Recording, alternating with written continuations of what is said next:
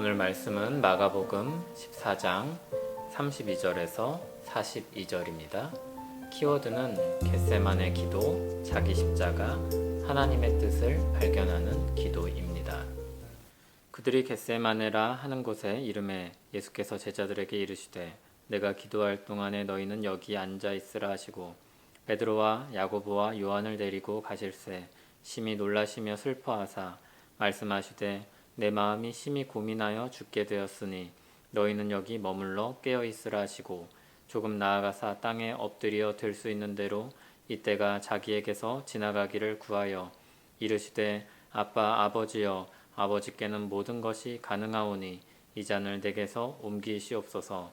그러나 나의 원대로 마시옵고 아버지의 원대로 하옵소서 하시고 돌아오사 제자들이 자는 것을 보시고 베드로에게 말씀하시되 시몬아 자느냐 내가 1시간도 깨어 있을 수 없더냐 시험에 들지 않게 깨어 있어 기도하라.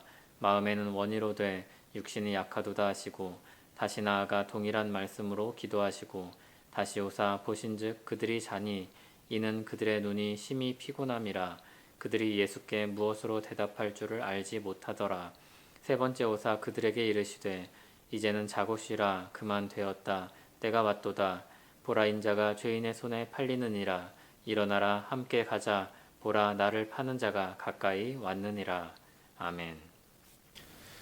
예수님은 잡히시기 전 마지막으로 무엇을 하셨을까요? 예수님은 자신의 죽음을 예상하고 있고 그 일이 곧 닥칠 것을 알고 계셨습니다. 그때 주님이 하신 일은 기도입니다. 예수님은 마지막으로 간절히 기도하셨습니다. 예수님은 겟세마네라는 곳으로 가셔서 기도하십니다. 제자들도 함께 기도하러 가길 원하셨습니다. 제자들 중 셋을 데리고 가십니다. 베드로와 야고보와 요한입니다. 예수님은 조금 떨어진 자리에서 기도를 하십니다. 제자들에게 예수님의 마음이 심히 고민하여 죽게 되었으니 깨어 있으라 말씀합니다. 예수님은 하나님 아버지께 기도합니다. 자신이 마셔야 할 잔을 옮겨달라고 구합니다. 그러나 아버지의 원대로 하기를 또한 구합니다. 그리고 돌아왔는데 제자들이 다 잠들었습니다. 시험에 들지 않게 깨어 기도하라고 다시 말씀하십니다. 그리고 예수님은 또 동일한 기도를 하러 가십니다. 그리고 돌아왔습니다. 제자들은 또 잠이 들어 있습니다. 제자들은 예수님을 보고 부끄러워 아무 말도 할 수 없었습니다. 세 번째로 기도하고 돌아오신 예수님은 때가 되었으니 가자고 하십니다. 예수님은 사람으로 오신 하나님입니다. 사람으로서 죽는 죽음은 물론 하나님으로서 죽는 죽음을 당하셔야 했습니다. 사람으로 죽을 각오를 한다는 것도 쉬운 일이 아닌데 예수님은 하나님으로서도 죽으셔야 합니다. 우리는 상상도 할 수 없는 죽음입니다. 제자들은 예수님이 기도하고 돌아오실 때마다 잠들어 있었습니다. 그것은 그들의 영적 상태를 보여줍니다. 우리 육체와 영혼은 별개가 아닙니다. 밀접한 관계가 있습니다. 영혼이 병들면 육체도 병듭니다. 육체가 아프면 우리 영혼도 쉽게 지칩니다. 제자들은 그렇게 중요한 때 예수님이 그렇게 당부를 하셨지만 깨어 있을 수 없었습니다. 죽음의 잔도 마실 수 있겠다는 말과 죽더라도 예수님을 버리지 않겠다는 말이 무색했습니다. 사람의 힘으로는 깨어 있을 수 없었습니다. 예수님은 그렇게 괴로움 속에 기도하시면서도 자기 뜻을 내세우지 않으십니다. 자기를 부인하고 하나님의 뜻을 구합니다. 예수님은 3번이나 간절히 기도한 후 돌아오셨습니다. 그리고 십자가를 향해 일어나 떠나는 모습은 죽기를 각오하고 전장으로 나가는 장군과 같습니다.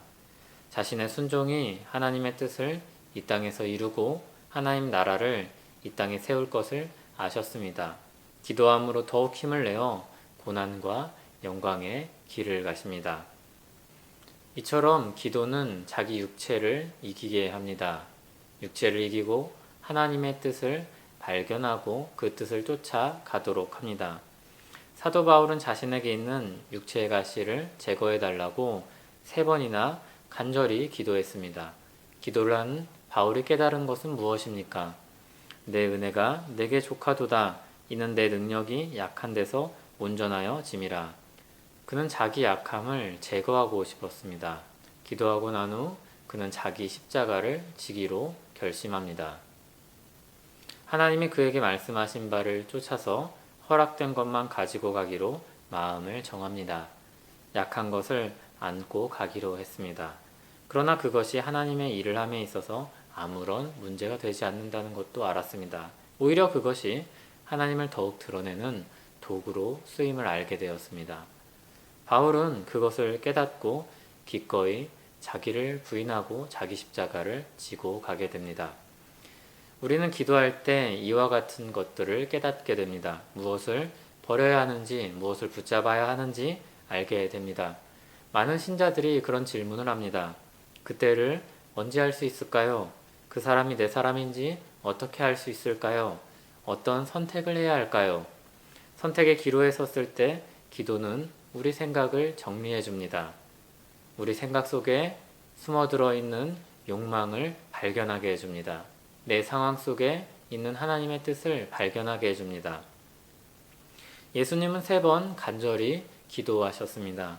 사도 바울은 그 뒤를 따라 3번 간절히 기도하였습니다. 간절하고 끈질긴 기도가 우리에게도 필요합니다. 육체는 약하여 주의 길을 따라갈 수 없습니다.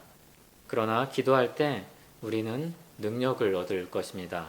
지혜를 얻을 것입니다. 하나님의 뜻을 쫓아 자기 십자가를 질 수 있습니다. 기도하겠습니다. 하나님 아버지, 무엇을 끝까지 붙잡아야 할지, 무엇을 버려야 할지 깨닫는 지혜를 주시길 원합니다. 내 마음속에 정리되지 않은 생각과 욕심이 주께 엎드려 구할 때 인도함을 받을 줄 믿습니다. 엎드리고 또 엎드려 주께 구하고 주의 은혜 가운데 거하며 살게 하옵소서. 예수님 이름으로 기도합니다. 아멘.